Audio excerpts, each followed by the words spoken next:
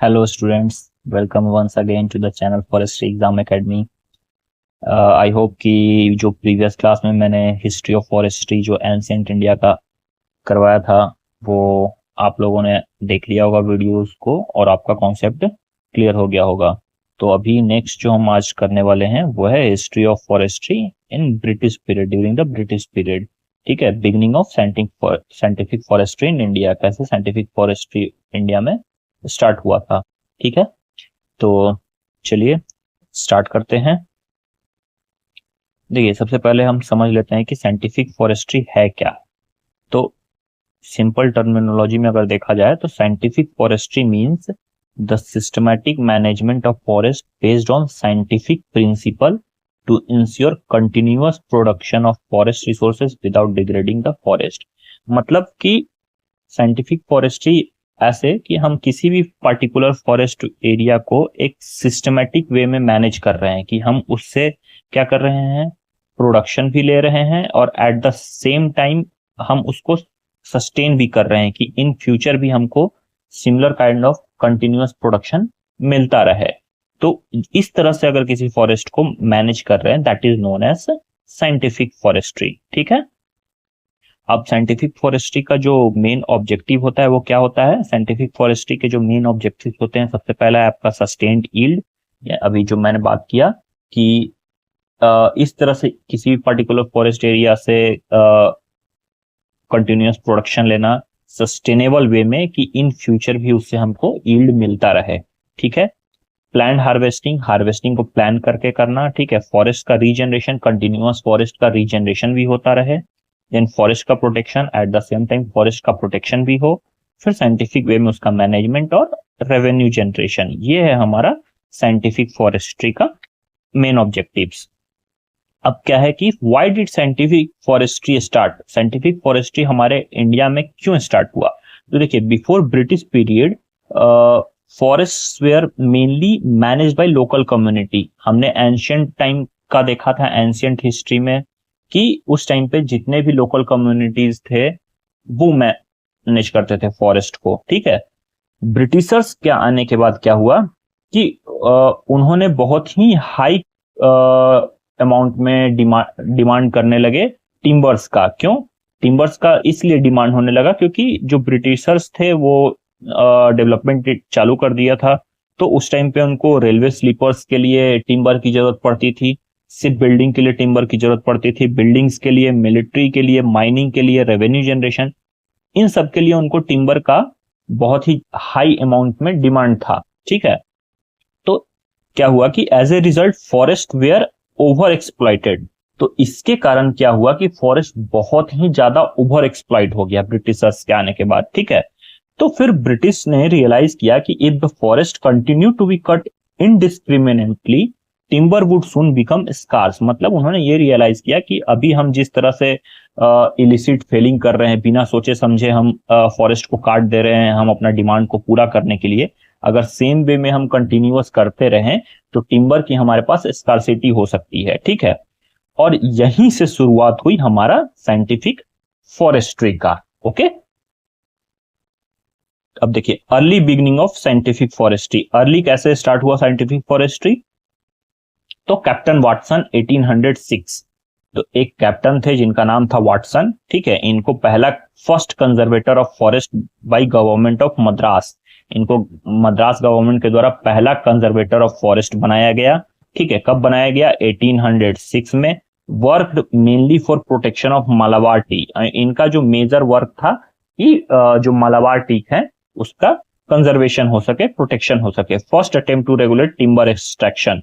ठीक है, timber extraction को रेगुलेट, क्योंकि अर्लियर जो टाइम थे, ब्रिटिश जो टाइम थे, उस टाइम पे ज्यादा जो सबसे टिम्बर वाले, अभी भी टिम्बर स्पीसीज में टीक और साल सबसे मोस्ट इंपॉर्टेंटली है, उस टाइम पे भी वही थे। इसलिए ये टीक, मालाबार जो टीक था उसका प्रोटेक्शन के लिए इनका मेनली वर्क था। ठीक है, और ये थे फर्स्ट कंजर्वेटर ऑफ फॉरेस्ट जिसको मद्रास गवर्नमेंट ने अपॉइंट किया था 1806 में। ठीक है, चलिए नेक्स्ट देखते हैं। Conolly's plot, a landmark in Indian forestry. एक कॉनोली प्लॉट, एक क्या है, टीक का प्लांटेशन किया गया। कहां पे, नीलांबूर केरला में। ठीक है, मल्लापुरम डिस्ट्रिक्ट में। आज के डेट में ये नीलांबूर केरला में है, मल्लापुरम डिस्ट्रिक्ट में, ठीक है।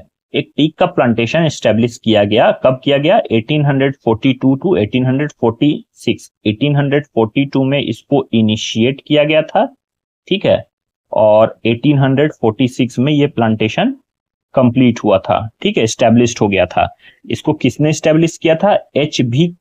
कॉनोली, उस टाइम मालाबार के ये कलेक्टर थे, ठीक है। Plantation work was carried out by Chathu Menon, native forest officer under Conolly supervision. Conolly जो है उनके सुपरविजन में एक चत्थू मेनन नाम का फॉरेस्ट ऑफिसर था, उसके द्वारा ये वर्क को, प्लांटेशन वर्क को कैरी आउट किया गया था, ठीक है। और ये सब वन ऑफ द इंडिया में, नॉट इन इंडिया, वर्ल्ड का सबसे one of the oldest first manmade teak plantation है, ठीक है, ओके।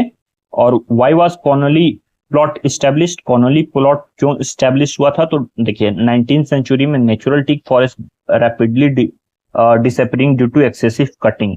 बहुत ज्यादा एक्सेसिव कटिंग होने लगा था टीक का। क्यों? क्योंकि हमको टिम्बर का डिमांड उस टाइम पे उनको पूरा करना था, शिप बिल्डिंग के लिए, रेलवे स्लीपर्स के लिए, कंस्ट्रक्शन के लिए, माइनिंग के लिए, रेवेन्यू के लिए और अदर पर्पसेस के लिए बहुत ही हाई अमाउंट ऑफ उनको टीक और टिम्बर की आवश्यकता थी, ठीक है। तो उस डिमांड को मीट करने के लिए इनको क्या करना पड़ा? एक बहुत ही लार्ज एरिया में मास प्लांटेशन करना पड़ा था, ठीक है।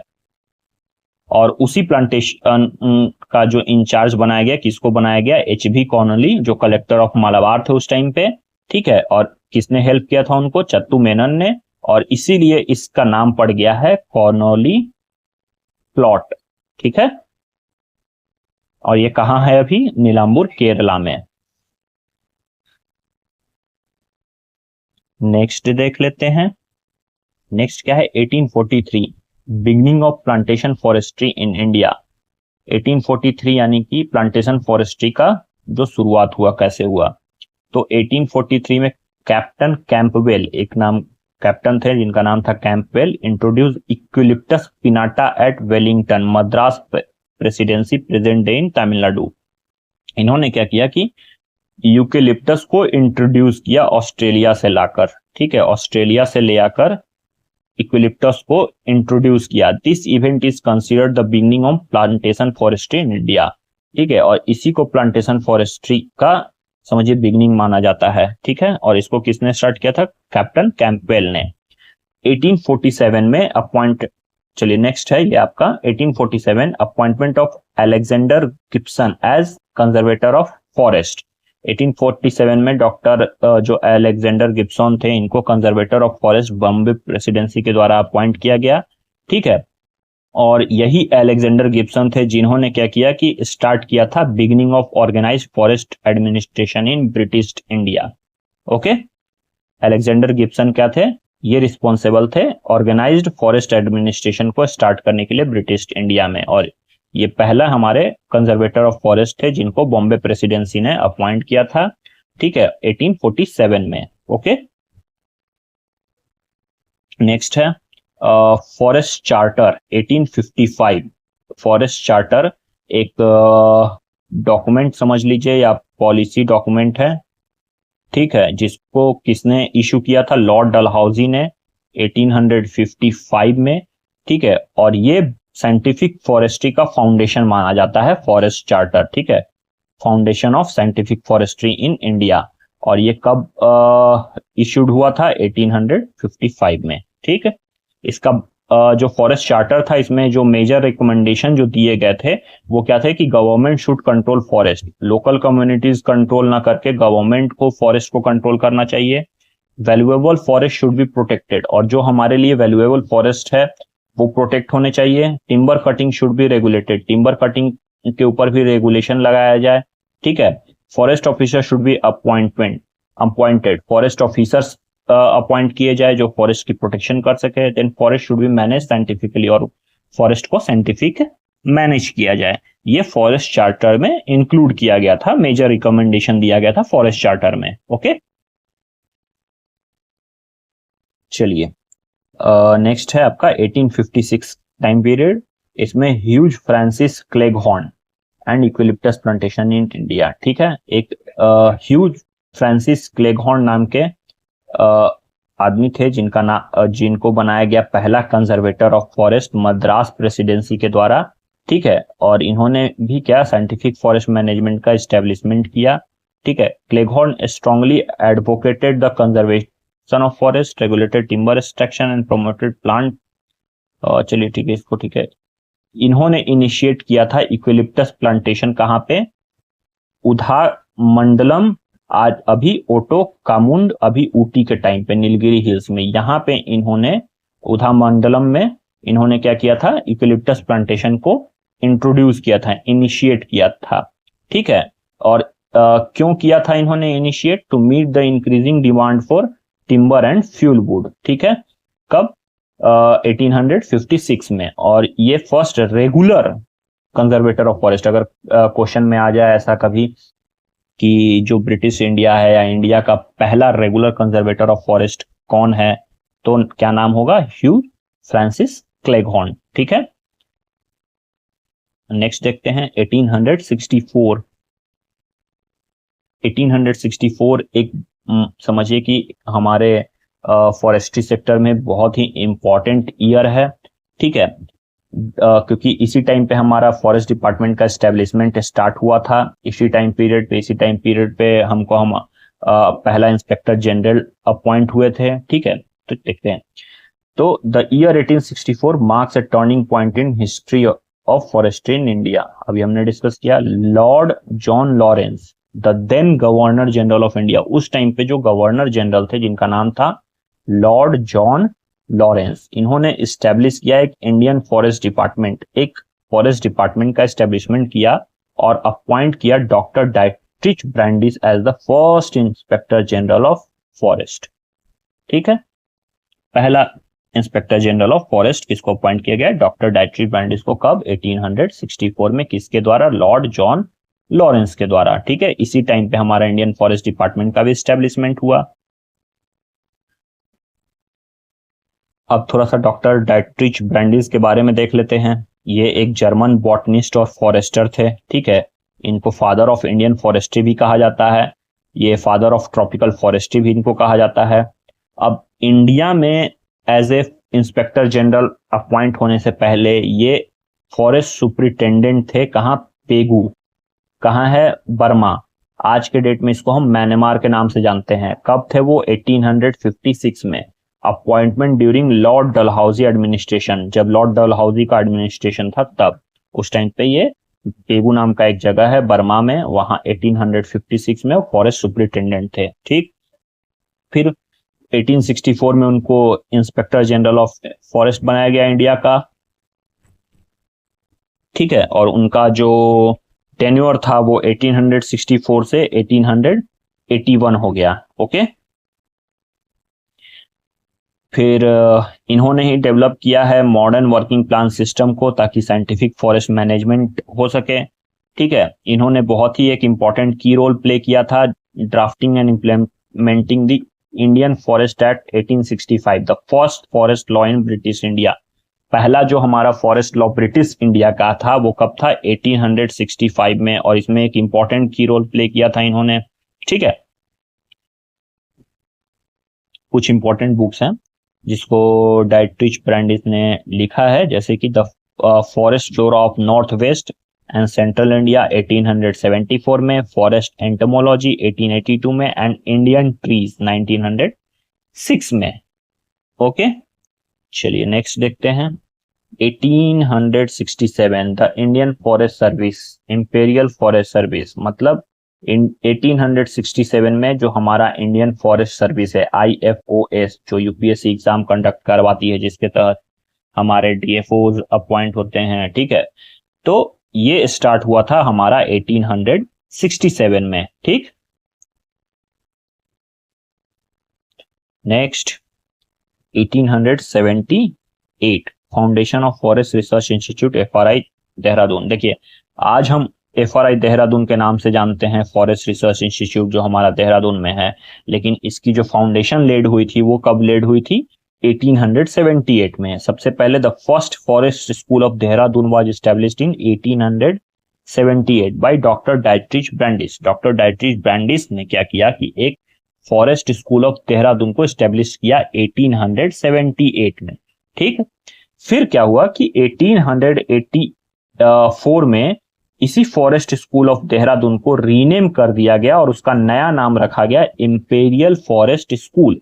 ठीक है, imperial forest school. Okay, then again later in 1906 it was reorganized as Imperial Forest Research Institute, जिसको हम आज FRI के नाम से जानते हैं। ठीक है, 1906 में। तो ऐसे क्वेश्चन बनता है कि इससे अलग अलग टाइप से क्वेश्चन बन सकते हैं, जैसे पहला फॉरेस्ट स्कूल जो देहरादून में है वो कब स्टेब्लिश किया हुआ था या किसके द्वारा स्टेब्लिश करवाया गया था।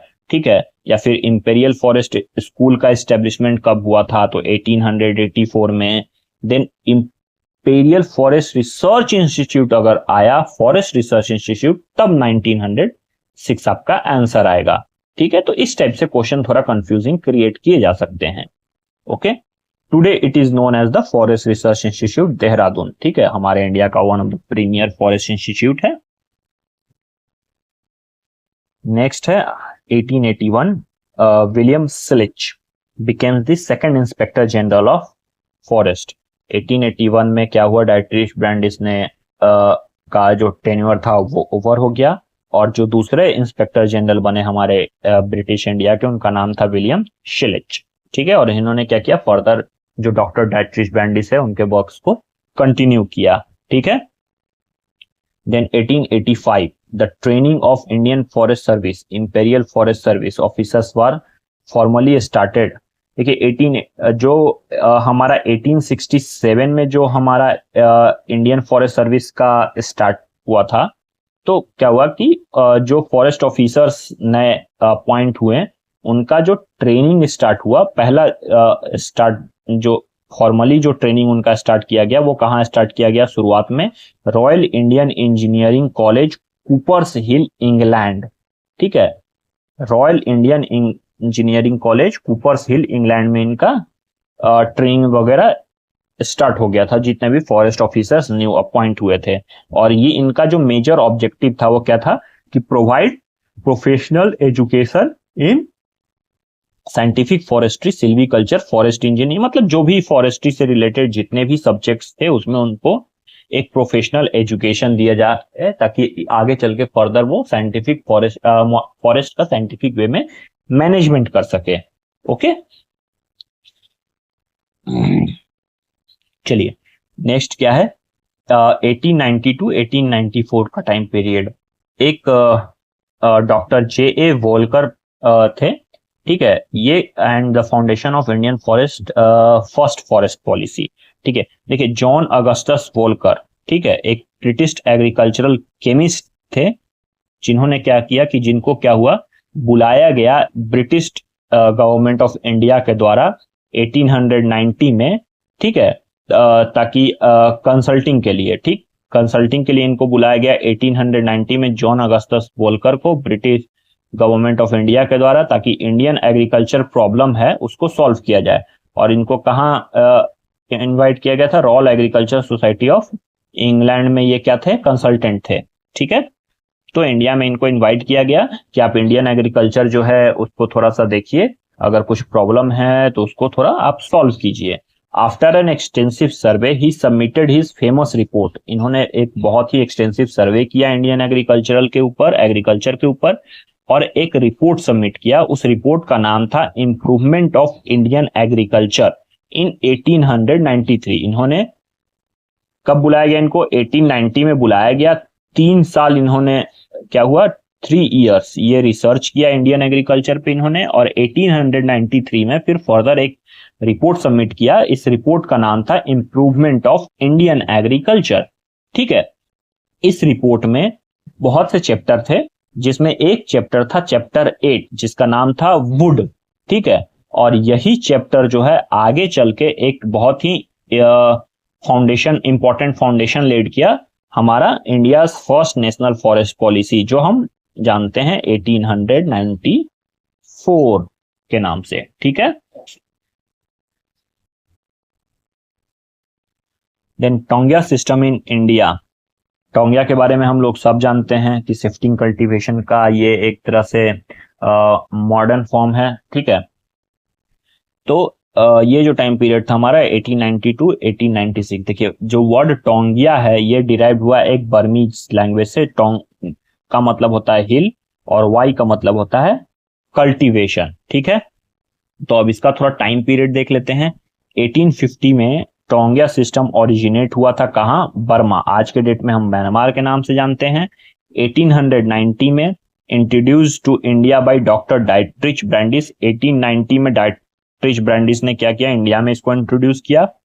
और जब इंट्रोड्यूस किया तो इन्होंने 1890 में ही उसी टाइम पे कुर्ग कोदगु कर्नाटका ना एक जगह है, यहां पे इसको पहली बार इंट्रोड्यूस किया गया था, ठीक है।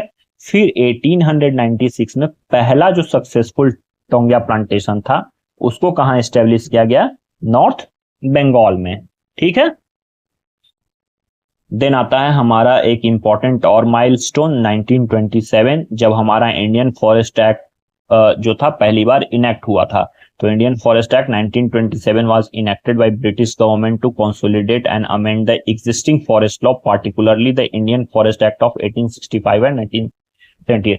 जो डाइट्रिच ब्रांडिस ने एक 1865 में इंडियन फॉरेस्ट लॉ बनाया था, ठीक है, जो पहला ब्रिटिश इंडिया का फॉरेस्ट लॉ था, उसको अमेंड करके एक फाइनल और फुल वर्किंग फ्लेज्ड एक एक्ट बनाया गया जिसका नाम दिया गया इंडियन फॉरेस्ट एक्ट 1927। और इसी फॉरेस्ट एक्ट पे आज भी जो हमारा इंडियन फॉरेस्ट का एडमिनिस्ट्रेशन है जो पूरी तरह से फंक्शनिंग है, ओके। अब इसी फॉरेस्ट एक्ट के अंदर में फॉरेस्ट को 3 पार्ट में क्लासिफाई किया गया था: reserve forest, protected forest and village forest, ठीक है। Then 1936 first national park of India. 1936 में पहला इंडिया का नेशनल पार्क को एस्टेब्लिश किया गया, ठीक है। और इसका नाम था हेली नेशनल पार्क, जो हिमालयन फुटहिल में एस्टेब्लिश्ड हुआ था। आज के डेट में ये उत्तराखंड में प्रेजेंट है। ये इंडिया का पहला नेशनल पार्क है। इससे भी क्वेश्चन बनते हैं कि first national park during the British period was established in Uttarakhand या फिर हिमालयन फुटहिल्स, उसका नाम क्या है? तो हेली नेशनल पार्क, या Hailey national park was established in which year? तो 1936। इस टाइप से क्वेश्चन आ सकते हैं। The park was named after sir Malcolm Hailey, the then governor of United province. United province के उस टाइम के जो गवर्नर थे मालकम हेली, उन्हीं के नाम पे इस पार्क को नाम दिया गया। फिर इस पार्क का बाद में नाम बदल दिया गया 1954 टू 55, जब हमारा पोस्ट इंडिपेंडेंस, हमारा जब इंडिया आजाद हो गया तो 1947 पोस्ट इंडिपेंडेंस में हम इस पार्क को नाम दिया गया रामगंगा नेशनल पार्क, ठीक है। रामगंगा नेशनल पार्क, इस पार्क को नाम दिया गया। फिर फर्दर इस पार्क को नाम चेंज कर दिया गया 1957 में, और इसका नाम दिया गया Corbett national park in honour of Jim Corbett, ठीक है, जो रिनॉन्ड हंटर थे, जिन्होंने कंजर्वेशनिस्ट बन गए थे बाद में, ठीक है। तो उनके नाम पे, जिम कॉर्बेट के नाम पे कॉर्बेट नेशनल पार्क नाम दिया गया 1957 में। Today it is major part of Corbett tiger reserve established under project tiger 1973 में जो प्रोजेक्ट टाइगर के अंदर में एक टाइगर रिजर्व जो बना उसका मेजर पार्ट ये है नेशनल पार्क। तो ये जो था टोटल, ये टाइम पीरियड था हमारा ब्रिटिश इंडिया का, ठीक है। पोस्ट इंडिपेंडेंस जो है हमारा national forest policy 1952, forest conservation act 1980, ठीक है। फिर फॉरेस्ट पॉलिसी 1988, ठीक है। फिर फॉरेस्ट राइट एक्ट, ये सारे हमारे पोस्ट इंडिपेंडेंट के हैं। इसका एक अलग चैप्टर दिया हुआ है सिलेबस में, ये हम उस टाइम पे जब उस चैप्टर को कवर करेंगे तो अच्छे से हम इनको पढ़ लेंगे, ओके।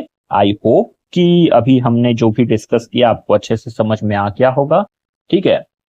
अगर आपको कहीं भी कंफ्यूजन होता है वीडियो को पॉज करें, अच्छे से उसको रीड करें, देखें, ठीक है। अगर कुछ भी डाउट्स होता है तो आप पर्सनली, हमारा व्हाट्सएप ग्रुप ऑलरेडी है बना हुआ, आप पर्सनली वहां क्वेश्चन पूछ सकते हैं, वहां भी मैं डाउट्स को क्लियर कर दूंगा, ठीक है। चलिए अब नेक्स्ट वीडियो कल मैं लेकर आऊंगा आपके लिए, जिसमें हम थोड़ा देखेंगे फॉरेस्ट के डेफिनेशंस, अलग अलग साइंटिस्ट ने क्या दिया है, लीगल डेफिनेशन क्या है, जनरलाइज्ड डेफिनेशन क्या है, ठीक है, वो देखेंगे। फिर उस फॉरेस्ट के टाइप्स क्या हैं, थोड़ा सा उन पार्ट्स को कवर हम करेंगे। तो ये हम सिलेबस वाइज चल रहे हैं। ओके, तब तक के लिए thank you very much, stay in touch with us.